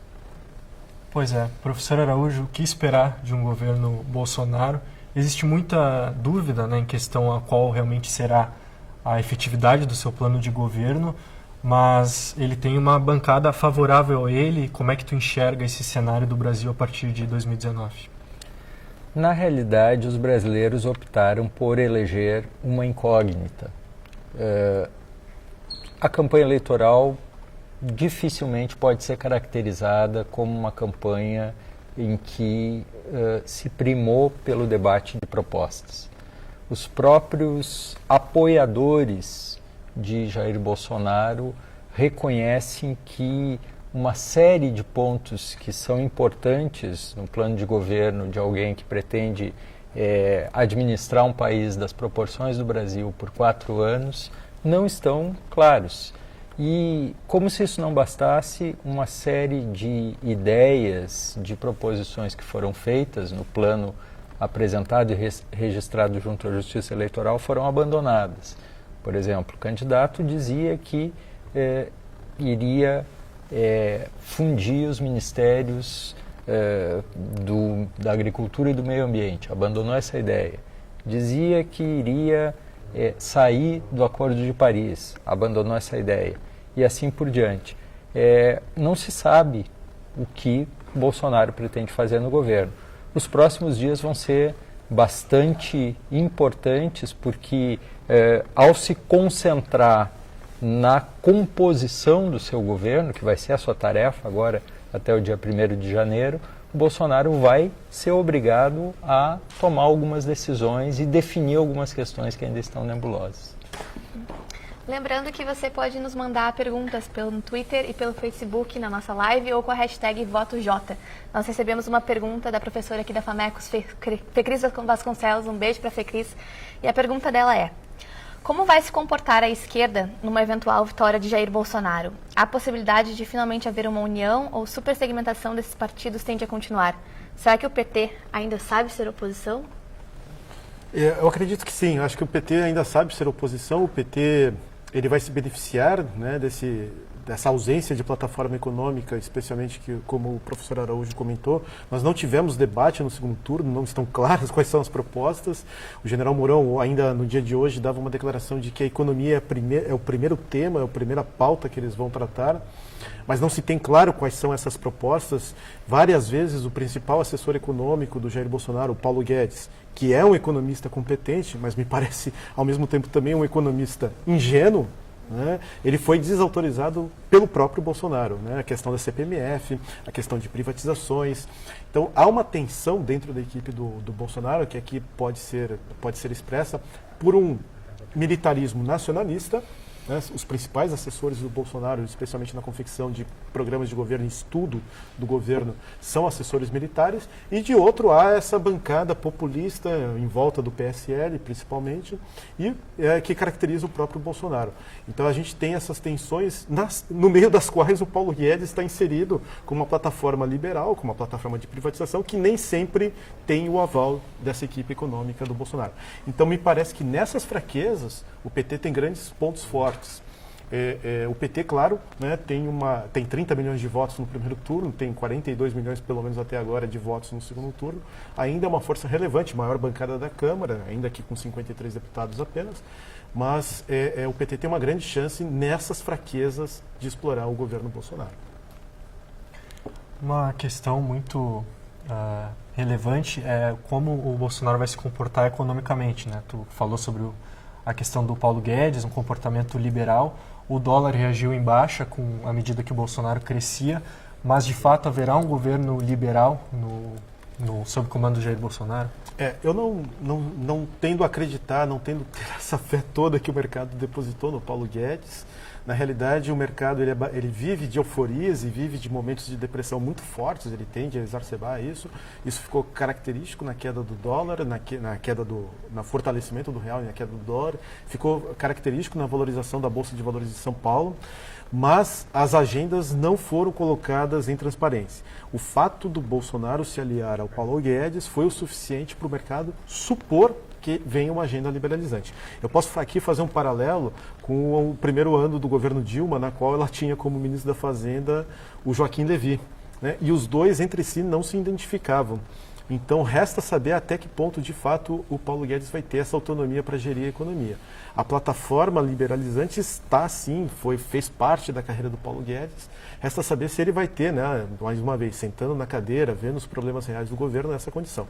Eu só queria acrescentar que, apesar desse conflito, particularmente, a mim me parece que o diagnóstico, quando você tem, para o ano que vem, um orçamento que tem pelo menos 150 bilhões, ou quase a metade do PIB do Rio Grande do Sul de furo na esfera federal, medidas muito sérias terão que ser tomadas.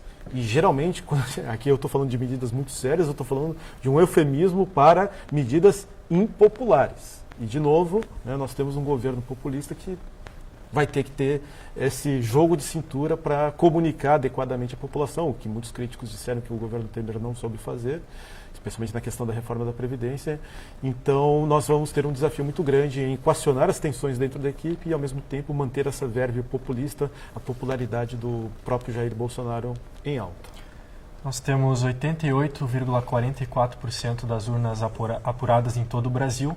Jair Bolsonaro tem 55,70% dos votos contra 44,30% de Fernando Haddad. E aqui no Parcão, em Porto Alegre, manifestantes pró-Bolsonaro já se manifestam, gritando "Você é meu capitão" e comemorando o resultado parcial das eleições para presidente. A repórter Luísa Soares traz mais detalhes com imagens exclusivas. O brasileiro vai pra guerra, gol de verde e amarelo, e a bandeira na mão, o Planalto te espera para começar a festa. Oi! Xalaialaia, xalaialaia, xalaialaia, você é meu capitão. Bom, e resultados agora oficiais, Eduardo Leite foi eleito o governador do Rio Grande do Sul. Foi 53,40% para o Eduardo Leite contra 46,60% do José Ivo Sartori, isso com 97,17% das urnas apuradas. Rapidamente, professores, Eduardo Leite confirmado como próximo governador, se mantém a sina do Rio Grande do Sul não reeleger um governador, e o que dá para esperar a partir desse governo do Eduardo Leite? Eu queria destacar em primeiro lugar que eu acho que o José Ivo Sartori, mesmo não sendo reeleito, acho que sai com a cabeça erguida, sai com o governo de pé, depois de tantos problemas, depois de tantas dificuldades, ainda quase se reeleger, né, quase que no cabeça a cabeça aqui com o Eduardo Leite.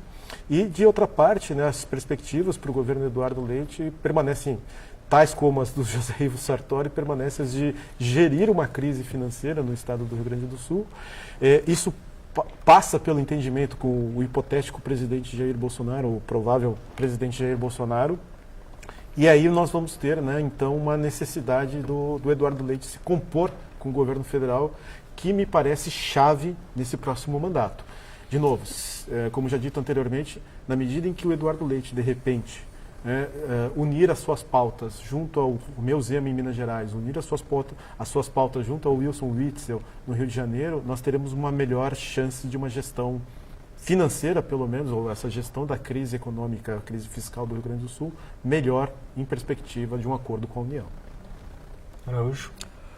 Um dos desafios do Eduardo Leite vai ser aproveitar eventuais aberturas que a equipe de já agora praticamente em vias de confirmação, presidente Jair Bolsonaro, abrir para os estados e os municípios. Uma das questões que me chamou a atenção na cobertura dos últimos dias foi manifestações de alguns integrantes da equipe de Bolsonaro dizendo que defendiam uma maior descentralização administrativa e em termos de recursos em benefício de estados e municípios. Se isso se confirma, Eduardo Leite certamente vai ter uma margem para manobrar. E, professor Araújo, um assunto que não quis calar durante essas eleições foi sobre fake news. Como o senhor pode analisar, assim, como elas influenciaram, talvez, nos nossos resultados que estamos tendo agora? Eu acho, Camila, que nós tivemos a confirmação de que a questão da desinformação nas redes, de uma maneira geral, o enfraquecimento do jornalismo tradicional, corporativo, e o próprio fato de que os candidatos e os partidos, as equipes de propaganda de campanha se dispõem a utilizar esses novos recursos de uma forma criativa, de uma forma proativa, porque evidentemente as tecnologias abrem a possibilidade de se fazer para o bem e para o mal, de se ter um acesso ao eleitor que as velhas mídias não tinham. Tudo isso, de alguma forma, marca a eleição e deixa para autoridades, para jornalistas e para o próprio público, para a sociedade civil, uma questão: como lidar com um fenômeno que é um fenômeno que tem potencial disruptivo, como nós vimos. Quer dizer, provavelmente uma boa parte dos resultados de eleição presidencial e estadual para governadores foi profundamente influenciada por esse tipo de recurso. E, a partir de agora, não é mais possível ignorar esse fenômeno, porque nós já tivemos um exemplo do potencial de impacto das chamadas fake news, da desinformação em massa e em rede. É um desafio certamente a ser enfrentado. Para quem está chegando agora, a gente lembra, Eduardo Leite acaba de ser eleito governador do Rio Grande do Sul. Atualmente temos 97,17% das urnas apuradas aqui no estado. O Eduardo Leite tem 53,40% dos votos contra 46,60% do José Ivo Sartori. E a repórter Luísa de Oliveira está acompanhando a festa no comitê de Eduardo Leite. Eduardo Leite é oficialmente eleito novo governador do Rio Grande do Sul. Qual é o sentimento de vocês com a confirmação de Bolsonaro eleito presidente?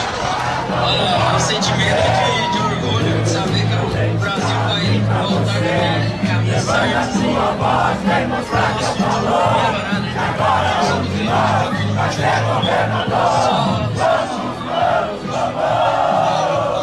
Eu sou gaúcho, sou de mais expectativa muito grande.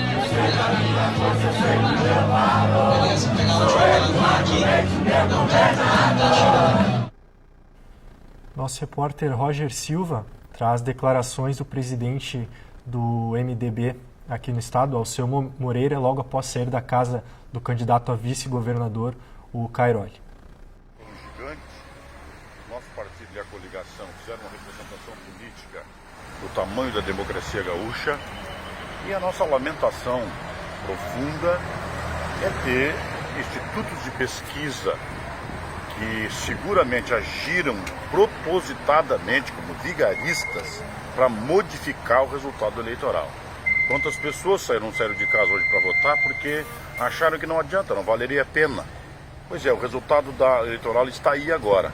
Isso é uma vergonha para a democracia, alguém que contrata e pratica tal coisa como essa. Isso é um crime contra o processo democrático. Nós, de qualquer maneira, estamos felizes, agradecidos ao povo gaúcho pelo papel fantástico que desempenhamos nessa eleição.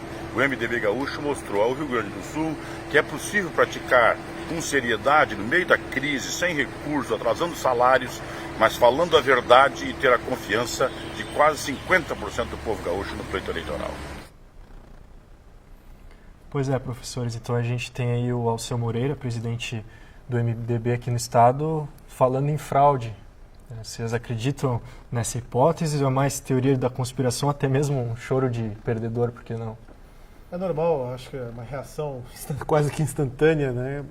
O processo eleitoral ele ainda é pouco compreendido, mas é uma pena que uma autoridade tão representativa, de um partido representativo, possa falar em fraude, né? Ele não falou a mesma coisa em 2014, quando o candidato dele saiu vencedor. Então, é de se lamentar. Eu acho que, assim como o professor Araújo já tinha dito na questão das fake news, eu acho que precisa um maior amadurecimento por parte do eleitorado e dos atores, né, especialmente esses atores representativos, entender os resultados, passar os resultados. Eu acho que é o processo eleitoral, o processo das urnas eletrônicas, especialmente, é um processo já bastante validado, né? Nós tivemos correntes fake news de WhatsApp, de uma série de aplicativos aí para os dois lados, né? Acho que não dá para falar em fraude no processo eleitoral do Rio Grande do Sul, especialmente. Eu acho que o deputado Alceu Moreira não começou ontem na vida pública, ele já foi prefeito, ele é deputado federal, ele é presidente de um partido que governou o Rio Grande do Sul por diversas vezes e está saindo de um segundo turno acirrado, em que houve debate de propostas e houve, inclusive, momentos em que o debate talvez tenha saído um pouco do terreno das propostas e resvalado para o que a gente chama de baixaria, popularmente falando. Ele sabe muito bem que, quando se fala em fraude, é preciso apresentar provas. E o MDB conhece muito profunda e detalhadamente o sistema eleitoral, o sistema da urna eletrônica. Ele precisa apresentar essas provas antes de fazer esse tipo de declaração, que eu acredito que não contribui para o processo democrático.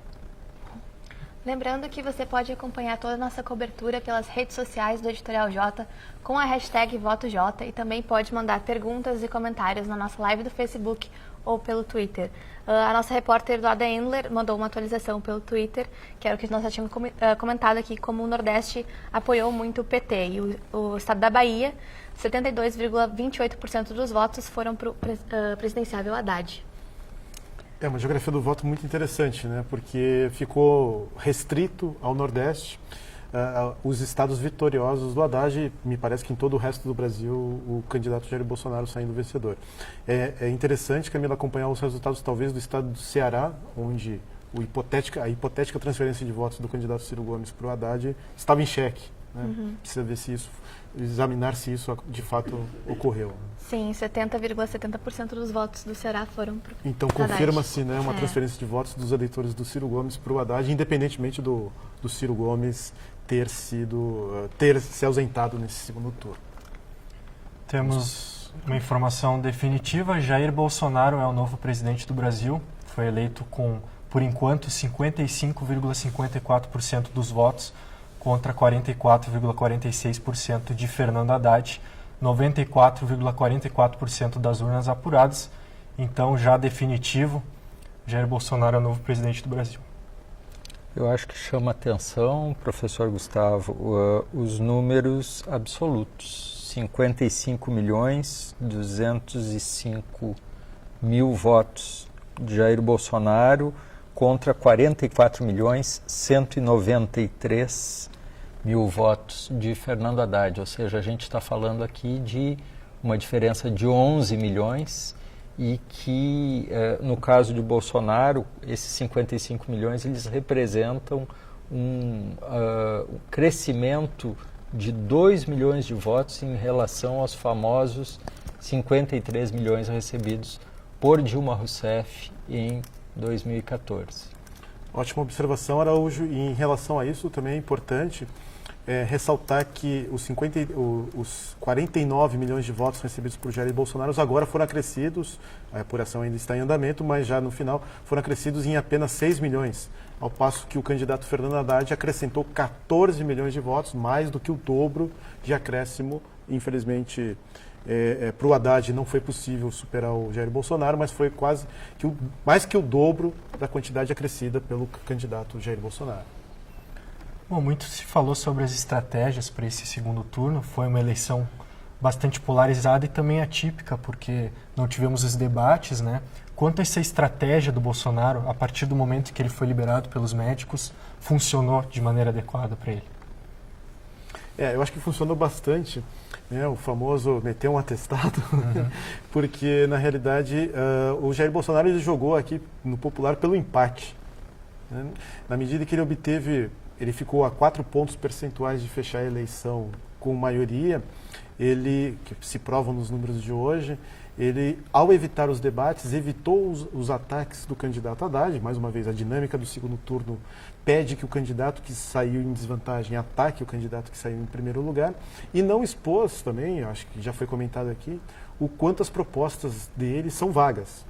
Nós temos um programa de governo bastante vago no que diz respeito ao candidato Jair Bolsonaro, e ele evitou dessa maneira se expor, né, como outros elementos da campanha fizeram. Então, isso foi muito favorável ao Jair Bolsonaro. E um outro aspecto pouco notado é que os debates no Brasil, especialmente, ao estimularem o confronto direto nesse segundo turno, isso aconteceu na eleição para governador, né, evitou questões mais polêmicas do que o Fernando Haddad ou que a assessoria do PT faria ao candidato Bolsonaro. Isso envolve também declarações anteriores de preconceito, declarações anteriores sobre a ignorância dele a respeito de temas econômicos, um dos problemas centrais do Brasil, e as propostas polêmicas que ele tem para a segurança pública. Então, de algum modo, ele saiu vencedor, visto que, na média, as propostas do candidato Haddad poderiam ser consideradas propostas mais moderadas. E muitos manifestantes pró-Bolsonaro vaiaram o jornalista censurado essa semana, Juremir Machado. A repórter Luísa Soares traz imagens exclusivas do Parcão. Agora, Juremir, de novo, Juremir Machado!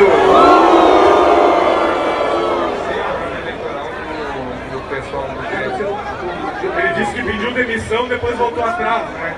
Não se contou, ele falou que ele fala, você está com uma pasta,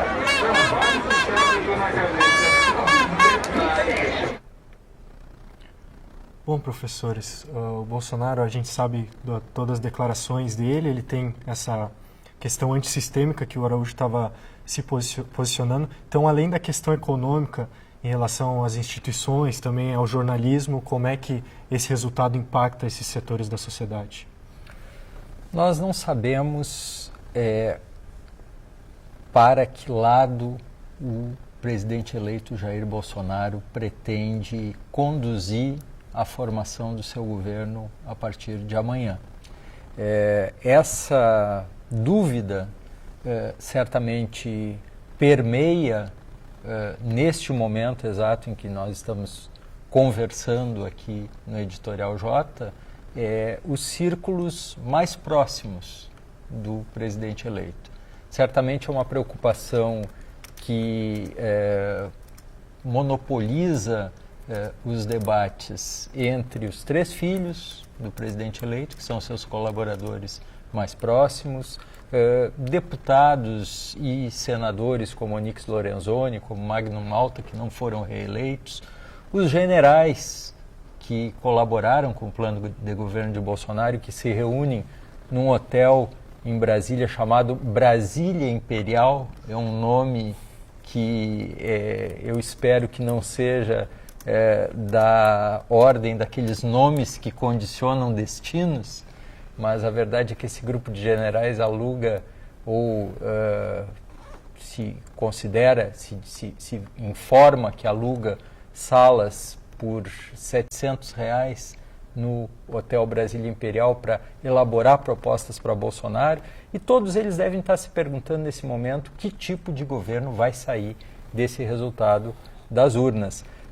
Se Jair Bolsonaro for coerente com a sua trajetória e com as propostas que defendeu ao longo da campanha eleitoral, eu temo que o futuro seja um futuro bastante difícil para a normalidade democrática, para as instituições republicanas, para a imprensa, para setores da sociedade civil que ele elegeu como alvos desde o começo da campanha eleitoral.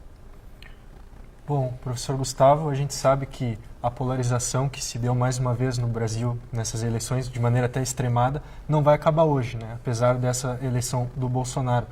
Consegue vislumbrar um futuro próximo para o Brasil na questão dessa polarização que se acentuou ainda mais nessas eleições? Claro que sim, Nicolas. Na realidade, eu acho que o voto é um processo emocional, né? O voto, no Brasil especialmente, se tornou emocional a partir daquilo que eu considero uma abertura de uma caixa de Pandora, que são as manifestações de 2013, na qual cada um foi para a rua protestar, insatisfeito que está com o país, com a situação do país, mas cada um tem uma ideia de Brasil particular. Então, o voto acaba se tornando algo emocional e isso não vai ser extinto, né? Mais uma vez, eu acho que se as medidas do governo Bolsonaro se provarem incapazes de solucionar, ou pelo menos encaminhar os problemas do Brasil, principalmente na área de segurança pública, que a população nutre grande expectativa em relação ao Bolsonaro, nós vamos ter talvez uma exacerbação desse fenômeno, né? De modo que para o centro, para esse centro que saiu perdedor nessas eleições, né, entre o PT e o PSL, resta construir novas alternativas. Eu acho que se você pegar a candidatura do Ciro Gomes, o Ciro Gomes talvez seja um ator político que saiu maior do que entrou nessa eleição, um dos raros atores políticos. Mas se você pega Alckmin, Marina, Meirelles, o MDB, talvez só o Ciro Gomes e o Partido Novo tenham saído maiores do que entraram nessa eleição. Então, passa por aí talvez construir um novo consenso no centro político do brasileiro, no centro político centro-direita ou centro-esquerda, e tentar oferecer uma alternativa. Eu acredito que as perspectivas do governo Bolsonaro não são apenas duvidosas do ponto de vista interno, mas até mesmo do ponto de vista externo, né? Ele fomenta, por exemplo, a ideia de aumentar as relações ou estreitar as relações com os Estados Unidos e Israel, rifando um parceiro comercial importante que é a China. Eu acho que isso não promove desenvolvimento econômico. Eu acho que uma das melhores características do Brasil, da economia brasileira, é justamente ter essa pauta econômica diversificada com o mundo. Ele está apostando em algo diferente. Você tem, talvez, a ameaça de uma crise, né, mundial nas portas. Então, tudo isso, acredito, vai fomentar, mais uma vez, medidas antipopulares, medidas que cairão na dúvida da população, e aí a gente vai ter, né, então, uma resposta definitiva ao fenômeno mito, como ele é chamado pelos seus seguidores, se de fato esse mito, uma vez sentado na cadeira da presidência, de fato consegue responder aos anseios da sociedade. Mais uma vez, desde 2013 a gente ainda não, me parece, não conseguiu se entender a esse respeito. Eu posso, Nicolas, fazer uma pergunta para o professor, porque eu acho que tu te referiste justamente a uma questão que tem sido muito pouco falada. Tu disseste, estamos provavelmente com uma nova crise mundial às portas. E o Brasil, nesse caso, ele está fazendo uma mudança no comando do barco e colocando no comando do barco, digamos, um capitão, nesse caso, em mais de um sentido, um capitão com ideias um tanto exóticas, justamente quando a tempestade vem se aproximando. que perspectiva é essa de uma nova crise mundial? Araújo, colegas, eu diria o seguinte, na verdade as ideias do Bolsonaro não são exatamente exóticas, pelo menos no que diz respeito à economia. Essas ideias já foram ideias que estiveram na pauta econômica, por exemplo, durante o regime militar. Ideias nacionalistas, ideias de proteção ao mercado interno, ideias de proteção ao mercado de produção industrial. Né? Então isso está presente não só nele, não as do Paulo Guedes. Exato, está presente não apenas nele, mas está presente nos generais que assessoram ele, que você citou há poucos minutos. E a atuação nas questões econômicas, as votações do Bolsonaro nas questões econômicas durante o mandato de deputado federal dele, sempre foram votações alinhadas com a proposta econômica, por exemplo, do PT. Votou contra o Plano Real, ele votou contra a PEC dos gastos, então ele votou contra a reforma da Previdência. Contra as privatizações. Contra as privatizações, mais uma vez, fomentando o lado nacionalista do Bolsonaro. Então, nós estamos no aguardo se de fato essa transformação para o ideário liberal defendido pelo Paulo Guedes vai de fato ser visto no seu governo.